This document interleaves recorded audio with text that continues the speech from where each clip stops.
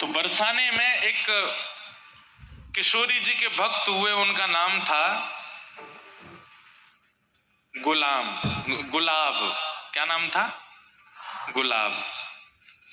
पूरा नाम तो उनका गुलाब खां था। वो भले ही जन्म से हिंदू नहीं थे,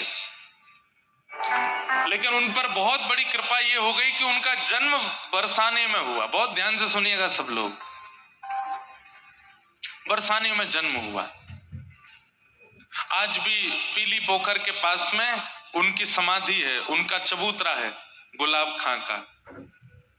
बहुत ध्यान से सुनिए सब लोग, इधर देखो।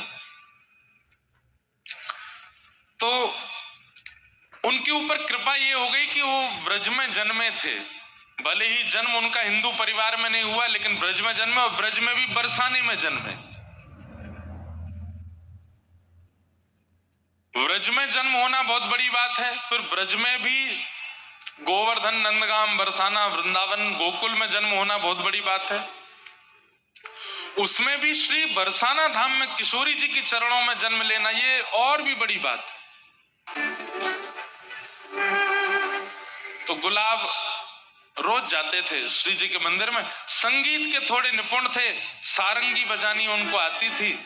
तो हमारी श्री जी के महल में जब समाज होती थी तो समाज में सारंगी बजाते थे, और सारंगी बजा बजा करके इतना राधा नाम सुना था, इतना राधा नाम सुना था कि अब उनको आदत ऐसी लग गई कि वो बिना श्री जी के दर्शन किए, बिना राधा नाम सुने रह ही नहीं पाते थे। रोज जाते, और अटारी पर जब समाज होती तो समाज में सारंगी बजाते। उनका ब्याह आदि हो गया, और ब्याह के बाद एक लाली ने जन्म लिया। अब उसका मूल नाम तो इन्होंने कुछ भी रखा हो अपने समाज के अनुसार, लेकिन बरसाने में रहने के नाते वहां पे बरसाने में सब छोटी छोटी लालियों को राधा रानी बोलते हैं, श्यामाजू बोलते हैं, किशोरी जी बोलते हैं।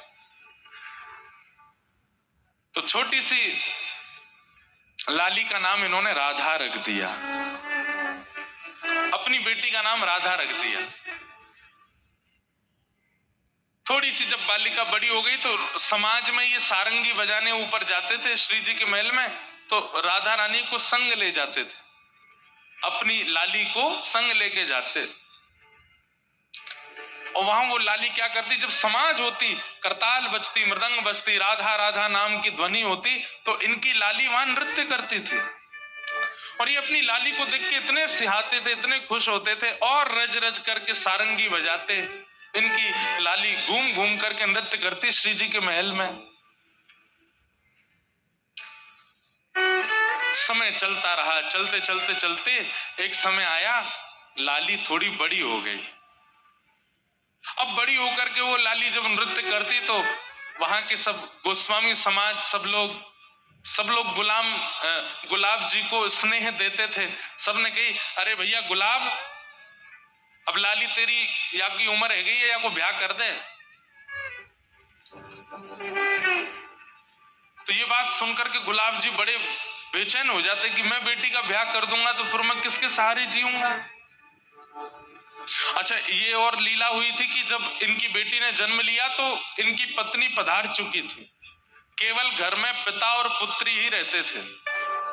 बहुत ध्यान से सुनो, किशोरी जी की कैसी कृपा। नित्य अपनी बेटी को देखते और वो नृत्य करती। सब लोगों ने कहा लाली का ब्याह कर दो, तो गुलाब जी और तो कोई बहाना नहीं देते, एक ही बहाना देते, मुझ पर व्यवस्था नहीं है, कैसे ब्याह करूं। ब्याह करने के लिए तो थोड़ी व्यवस्था होनी चाहिए। तो दो चार धनी मानी लोगों ने, बरसाने के कुछ वैष्णवों ने, ब्रजवासियों ने कही, हम सहायता कर देंगे, तुम ब्याह करो अपनी लाली का, इसका भी घर बस जाए। तो सबके ज्यादा कहने से गुलाब जी सबकी बात मान गए, और पास के गांव के बालक से अपनी बेटी का ब्याह कर दिया। मन तो भारी हो रहा था, लेकिन जैसे ही बेटी विदा होकर के गई तो ये इतने बेचैन हो गए, इतने बेचैन हो गए कि पुत्री के बगैर अब कैसे रहूं। पुत्री का नाम क्या था? राधा। तो भक्ति जब आनंद में की जाती है, सुख में की जाती है, उसका प्रभाव इतना नहीं होता, लेकिन भक्ति जब विरह में की जाती है तो उसका प्रभाव लाख गुना ज्यादा हो जाता है। विरह में मतलब रोते हुए, बिलखते हुए, बेचैन स्थिति में जब आप किसी को पुकारते हैं तो वो पुकार इतनी पवित्र और इतनी शुद्ध होती है। इसलिए आप हनुमान चालीसा का नित्य पाठ करते हो, आपने अनुभव किया होगा। जो लोग रोज हनुमान चालीसा करते हैं, कैसे करते हैं? जय हनुमान मूर्सा के जगह पुस्तक लोगों जगह नाम दो नाम अंजन पुत्र नाम महावीर कुंद और सुमत के कुंद सुबह कान कोण से कैसा। कई लोग तो इसी बीच में आज बजो ध्वजाविराज कांदून जाय संगन की नंदन देश बता महाजग वंदन विद्यावान गुणी यदि चातुर नाम काज करे को तो प्रभु चरित्र सुनवे को सिया राम लगो। इशारे में सब बता भी देते हैं रोज करने वाले, लेकिन जैसे ही उनके जीवन में संकट आता है उस दिन हनुमान चालीसा कैसी होगी? जय हनुमान ज्ञान गुण सागर जय कपीस तिहु। ए भाई 10 मिनट मुझको कोई नहीं छेड़ना, मैं हनुमान जी की आराधना कर रहा हूं। क्यों? क्योंकि पीड़ा में, संकट में, व्यक्ति जब संकट में होता है, पीड़ा में होता है, विपत्ति में होता है तो उसकी स्मृति, उसका भजन अति पवित्र हो जाता है। बालक अपने माता पिता से भली सीधे मुंह बात नहीं करेगा, लेकिन जब बालक के जीवन में संकट आ जाता है तो रात में जाएगा माँ के पास, माँ आप बताओ ना मैं क्या करूं, माँ मुझे अपने पास ही सुला लो। बोले अच्छा अब तो तू इतने साल से तो सोया नहीं मेरे पास, अब मेरे पास मेरी बड़ी याद आ रही तेरे को। संकट में, विपत्ति में, पीड़ा में प्रेम पवित्र हो जाता है, आराधना पवित्र हो जाती है। तो आज तक तो राधा राधा बोलते थे क्योंकि बेटी का नाम राधा है, लेकिन वही बेटी अब जब ससुराल चली गई तो गुलाब खां की स्थिति ऐसी हो गई, अब विरह में पुकारने लगे राधा राधा मेरी राधा। ऐसे पुकारने लगे कि निकुंज में बैठी हुई निकुंजेश्वरी श्री राधा रानी व्याकुल हो गई, उठ करके सिंहासन से जाने लगी। ललिता विशाखा ने कहा कहां जा रही हैं स्वामिनी जी? राधा रानी बोली मेरा भक्त मुझे बुला रहा। बोले आपको नहीं बुला रहा है, अपनी बेटी को बुला रहा है। किशोरी जी बोली इसकी बेटी का नाम राधा कितने साल पहले रखा गया? बोले 18 साल पहले। और मेरा नाम राधा कितने साल पहले? बोले 5000 साल पहले। तो बोले किसका नाम है राधा? बोले मेरा नाम है। बोले भली कुभाव से पुकार रहा है, मैं तो जाऊंगी। वृषभानु की किशोरी सुन गैया हूत भोरी, प्रीत जान कहू थोड़ी तोहे राखेगी शरण।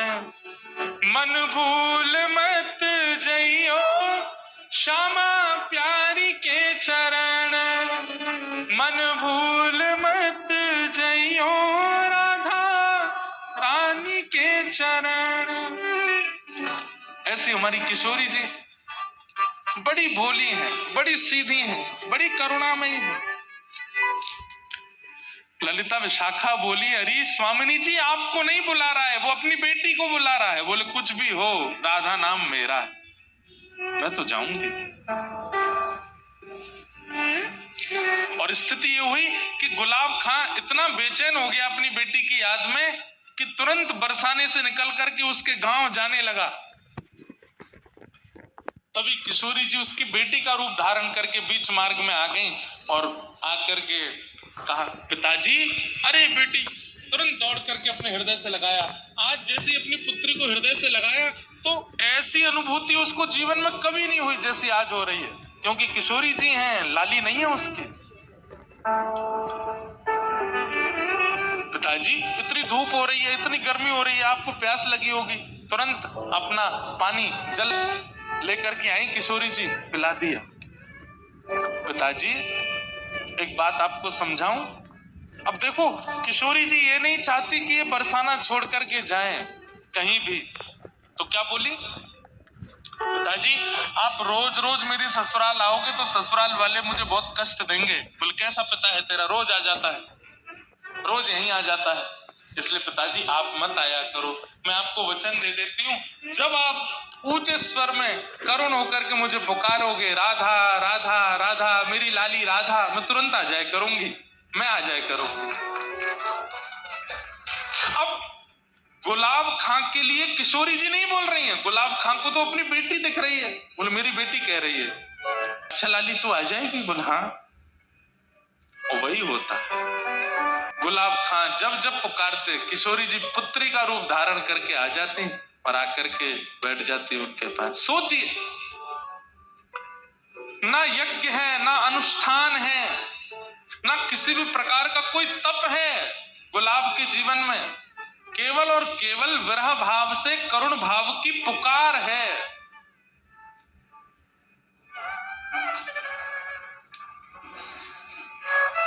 बहुत दिन निकल गए, रोते रोते पुकारते, लेकिन किशोरी जी नहीं आई। तो जब पुत्री नहीं आई तो मन में सोचने लगे मुझसे तो मना कर दिया कि मेरे ससुराल आना नहीं, और आप पुकारोगे तो मैं आ जाऊंगी, अब इतने दिन से बुला रहा हूं आ नहीं रही है। तो श्री राधा रानी की चौखट पर पहुंच गए, अर्धरात्रि में जाकर के सिंह द्वार पर बैठ गए, वहीं बैठ करके रोने लगे। आज इतने दिनों बाद गुलाब खां जी ने फिर से सारंगी बजाई और श्री राधा उनकी पुत्री के रूप में किशोरी जी नृत्य कर रहे हैं। और नृत्य करते करते गुलाब खां जी को इतनी बेचैनी हुई कि मैं अपनी लाली को अपने हृदय से लगा लूं, तो तुरंत सारंगी रोक करके हृदय से लगाने के लिए दौड़े। उसी समय मंगला का समय हो गया। किशोरी जी के महल वृषभानु नंदिनी श्री बरसाने में मंगला का समय था। तो किशोरी जी नृत्य करते करते मंदिर की ओर दौड़ी, पीछे पीछे गुलाब खां भी जा रहे हैं। गोस्वामी ऊपर सेवा के लिए महल में जा रहे थे, उनको किशोरी जी नहीं दिखी, लेकिन पीछे पीछे राधा राधा कहते हुए गुलाब खां जा रहे हैं, वो दिखाई दिए।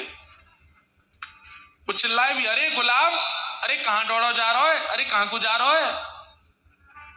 नहीं सुने, पीछे पीछे दौड़ते चले गए।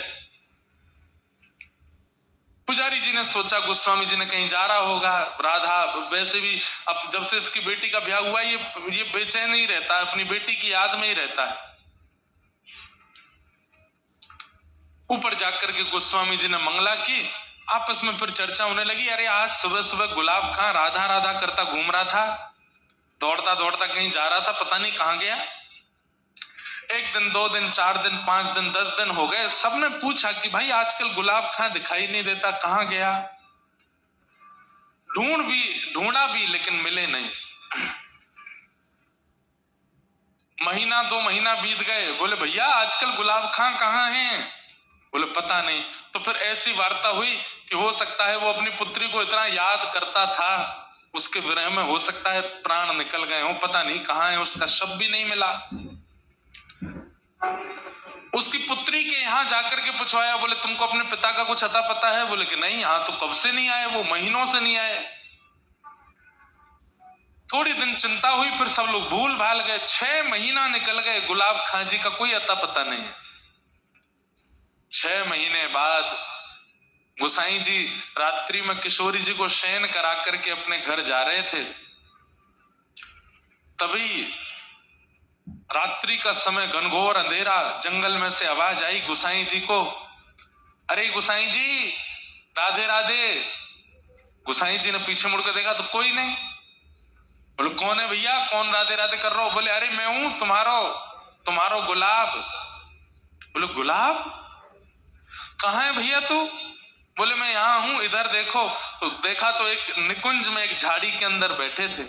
बोले गुलाब, तेरी तो भैया पूरे बरसाने में ऐसी चर्चा भई कि तू तो पधार गए हो, तू तो मर गए हो, तू यहां कैसे? तब उन्होंने पूरा वृत्तांत बताया। बोले कि मेरी मृत्यु नहीं हुई, 6 महीने पहले रात्रि में किशोरी जी ने सारंगी बजवाई और मेरी पुत्री का रूप धारण करके इतने दिनों तक किशोरी जी मिलती रही मुझसे। मैं उनको अपने हृदय से लगाने के लिए पीछे दौड़ा, निकुंज में प्रवेश कर गई और मुझे भी निकुंज में बुला लिया। मैं मरा नहीं हूं, मैं कोई भूत प्रेत नहीं बना हूं, मेरे प्राण नहीं निकले हैं। किशोरी जी ने अब मुझको निकुंज में सारंगी की सेवा दे दी है, मैं निकुंज में पहुंच गया हूं और मेरो एक नाम रख दियो है। बोले कहा? बोले मेरो नाम रख दियो गुलाब सखी। गुलाब सखी है गई हूं हम सुबह। और इतना कहकर के वो अंतर ध्यान हो गए। सुबह पुजारी जी ने ये बात सब गोस्वामियों को बताई, बरसाने के लोगों को बताई। और आज भी बरसाने में वहीं पीली पोखर के पास गुलाब सखी जी का चबूतरा है। समाधि नहीं है उनकी, क्योंकि उनका देह तो मिला नहीं, केवल वहां वो गुसाई जी को दिखे थे, इसलिए ये माना जाता है कि वो यहीं कुंज निकुंजों में प्रविष्ट हो गए। सूरदास जी का प्रसंग आता है। जन्म हुआ दिल्ली के पास के एक ब्राह्मण कुल में, लेकिन परिवार इतना दीन था कि उनके पास ज्यादा भोजन की और आदि की कोई व्यवस्था नहीं थी। पिताजी ब्राह्मणोचित कर्म करते थे। ब्राह्मणत्व में जो कर्म विहित हैं उनको करते थे। एक बार आपने कहीं कुछ अनुष्ठान आदि किया तो आपको 2 रुपया मिला। इनके पिताजी को, सूरदास जी के पिताजी को, सूरदास जी का नाम तो सुना है ना सबने।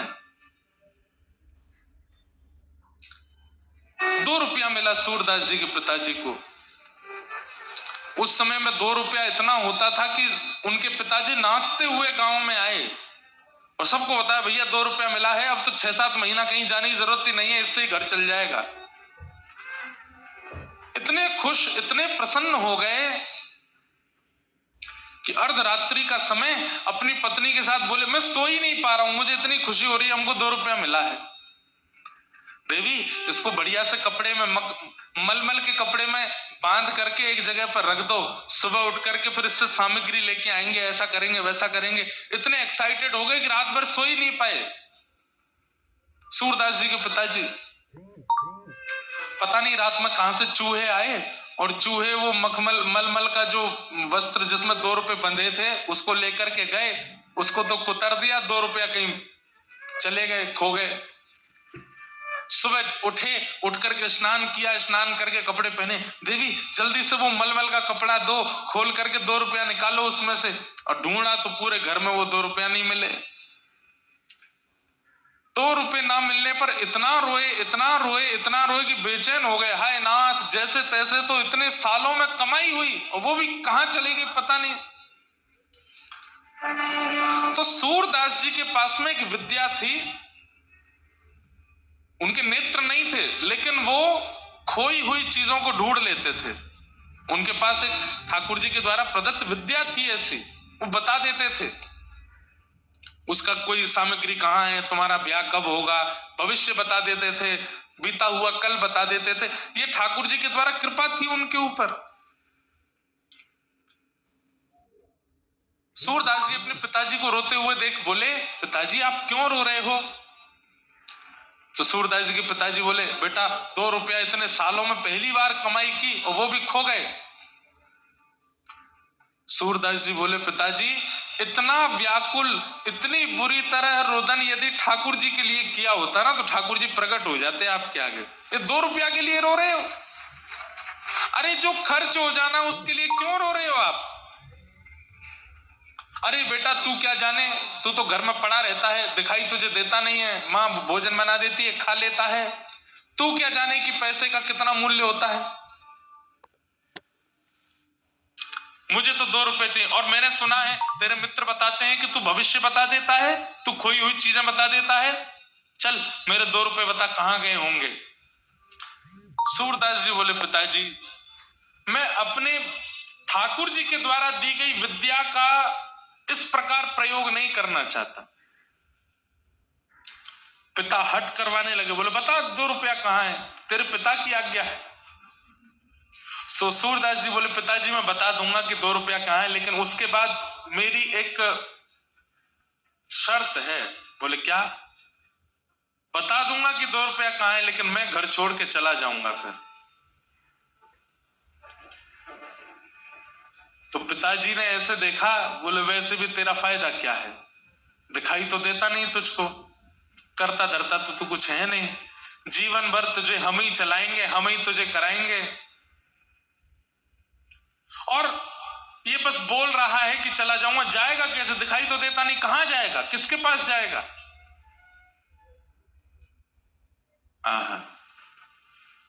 सूरदास जी के अंदर बचपन से ही, कई बच्चों में भी आप लोग देखेंगे कि उनके घर में सिखानी नहीं पड़ी है, पर पता नहीं कहां से उन बालकों में भक्ति आ जाती है। ये उनके पूर्व जन्म के संस्कार हैं। सूरदास जी पूर्व जन्म के श्री उद्धव जी महाराज हैं, इसलिए उनके अंदर भक्ति बाल्यकाल से ही है।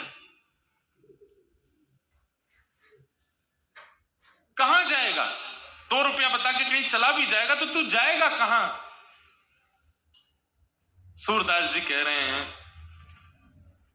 नाथ तू अनाथ को अनाथ कौन मोसो, मो समान आरत नहीं, आरत हर तो सो। अरे पिताजी,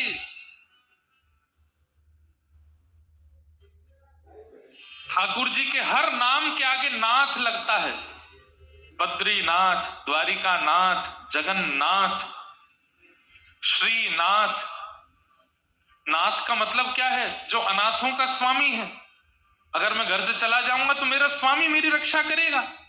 पिताजी बोले, अब तू चलिए, बड़ी बड़ी बातें, मुझे ज्ञान मत दे ज्यादा, जल्दी बता 2 रुपया कहां है? बोले, पिताजी मैं सच बोल रहा हूं कि मैं बता तो दूंगा, लेकिन मैं घर छोड़ के चला जाऊंगा। अब तू जल्दी बता। उस समय तो 2 रुपया दिख रहा था। सूरदास जी ने बता दिया। बोले, रसोई घर जहां मैया भोजन बनाती है, वहां भोजन बनाने वाली जो सब्जियां काट करके जो नाली से बहाई जाती हैं, वहां रात्रि चूहों ने 2 रुपया फेंक दिए हैं, ढूंढ लीजिए, मिल जाएंगे। पिताजी गए, जाकर के उस नाली को साफ करके ढूंढने लगे तो वहां दोनों 2 रुपया मिल गए। 2 रुपया लेकर के पत्नी, अरे देखो देखो देखो, मिल गए मिल गए मिल गए, अब तो 6 महीना का राशन आ जाएगा, 6 महीना घर में खूब सुख रहेगा, बढ़िया रहेगा। तभी सूरदास जी अपनी लाठी लिए चल दिए, जाने लगे। पिताजी बोले, अरे सूरदास, ठीक है, मैं मानता हूं कि तुझे बुरा लगा होगा, लेकिन ऐसे छोड़ के नहीं जाना चाहिए। बोले, नहीं पिताजी, मैं वचन का पक्का हूं।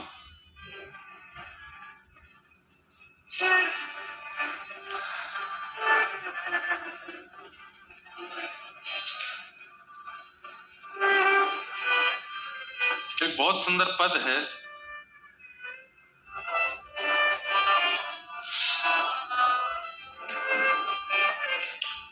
नेत्रहीन है तू, कहां जाएगा? तेरे पास नेत्र तो है नहीं।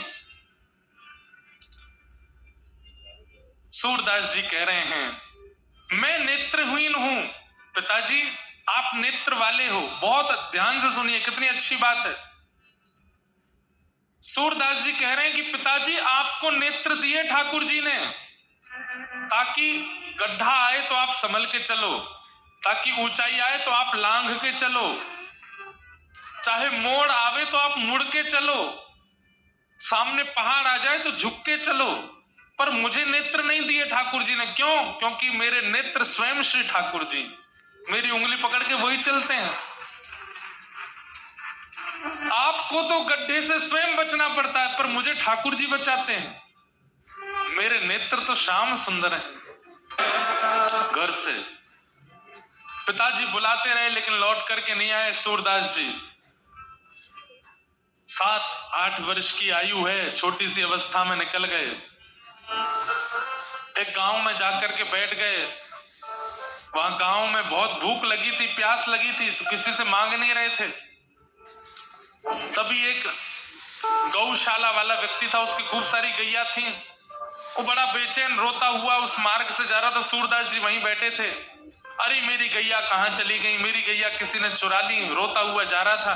सूरदास जी ने, उनको पता तो चली जाता था, उन्होंने तुरंत उस व्यक्ति से कहा, सुनो, पास का एक और गौशाला वाला व्यक्ति है, चरवाहा है, वो तुम्हारी गैया लेकर के उस सरोवर के पास है, जाओ ले आओ।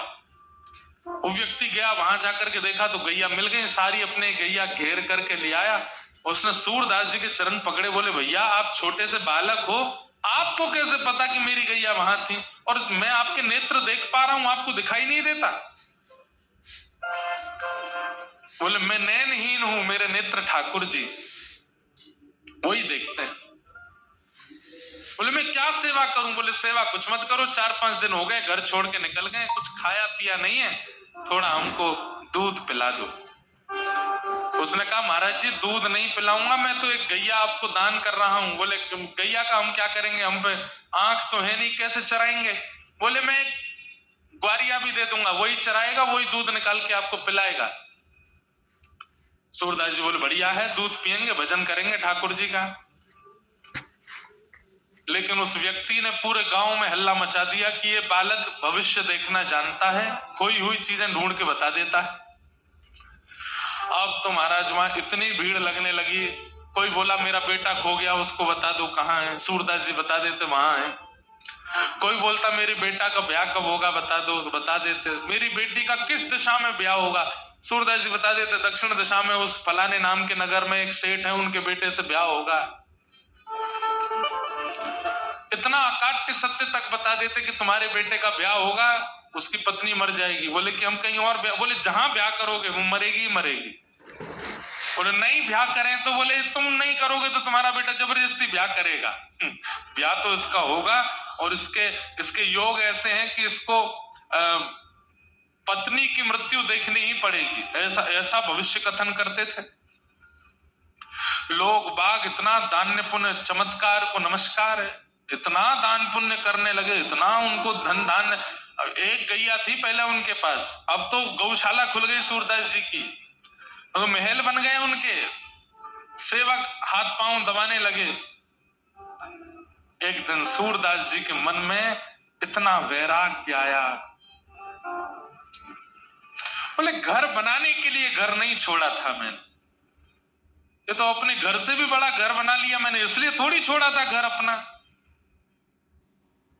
और बंधुओं, व्यक्ति किसी के पीछे स्वार्थ से ही लगता है, ये बात तो निश्चित है। तो सूरदास जी के अब हजारों शिष्य हो गए, शिष्य मतलब उनको चाहने वाले।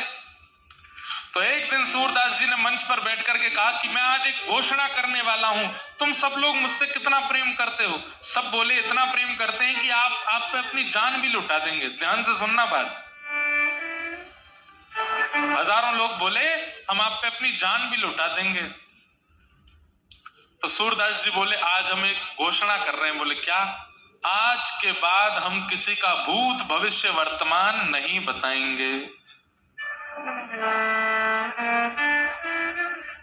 आधे लोग तो उसी समय अपना आसन उठा लिए, बोले अब बाबा जी हमारे काम के नहीं है, ये भविष्य ही नहीं बताएंगे, भूत ही नहीं बताएंगे, वर्तमान ही नहीं बताएंगे, तो फिर इनके संग रह के करना क्या है? ये राधे कृष्ण करते हैं, हमको थोड़ी राधे कृष्ण करना है, हमको तो इनके चमत्कार से मतलब था। बंधुओं, हमारे हिंदू वैदिक सनातन परंपरा के कई आचार्यों ने अपने गुणों का त्याग किया, तो लोगों ने उनका त्याग कर दिया। सूरदास जी ने जैसे घोषणा करी कि मैं आज के बाद भविष्य नहीं बताऊंगा, भूत वर्तमान नहीं बताऊंगा, आधे लोग तो चुपचाप वहां से खिसक लिए। उनसे पूछा गया कहां जा रहे हो तुम? तो प्राण न्योछावर, पत्नी की तबीयत बहुत खराब है, बस उसको देख के आ जाऊंगा। कभी नहीं आया लौट के। बेटे को वहां भेजना है, बस उसको पहुंचा के आ रहा हूं। ऐसे बहाने बना बना के सब चले गए, अकेले सूरदास जी रह गए। अब जिन्होंने महल बनवा के खड़े कर दिए थे वो भी बोलने लगे बाबा बहुत पैसा लगा है, अब इसको हमको ही दे दो, हमारा घर परिवार बहुत बढ़ गया। बोले रह लो। सब दे दाग करके जब सब त्याग दिया, तो गीता जी कहती हैं आपके चित्त को शांति वस्तु खरीदने से नहीं मिलेगी, आपके चित्त को शांति तो त्याग से ही मिलेगी। त्यागात् शांति अनंतरम।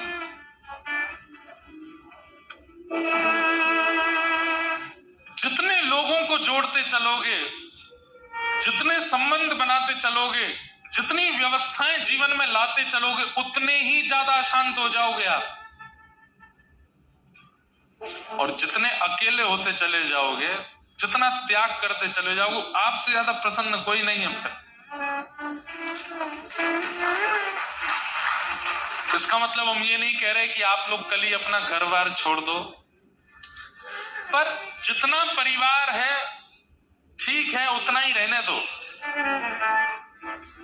ये बिल्डिंग वाला भी मुझसे खुश हो जाए, वो व्यापारी भी मेरा हो जाए, इससे भी मेरा संबंध हो जाए, ये भी मेरा मित्र बन जाए, इससे भी मेरे कांटेक्ट हो जाएं, मेरे फोन लिस्ट में कम से कम 500 आईएएस ऑफिसरों के नंबर हो जाएं, इतने पुलिस अधिकारियों के हो जाएं, इस नेता से मेरा।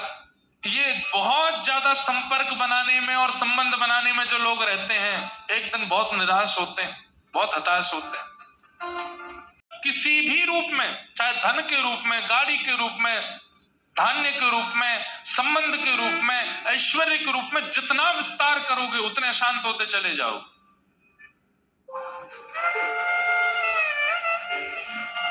और जितने एकांत उतने प्रसन्न।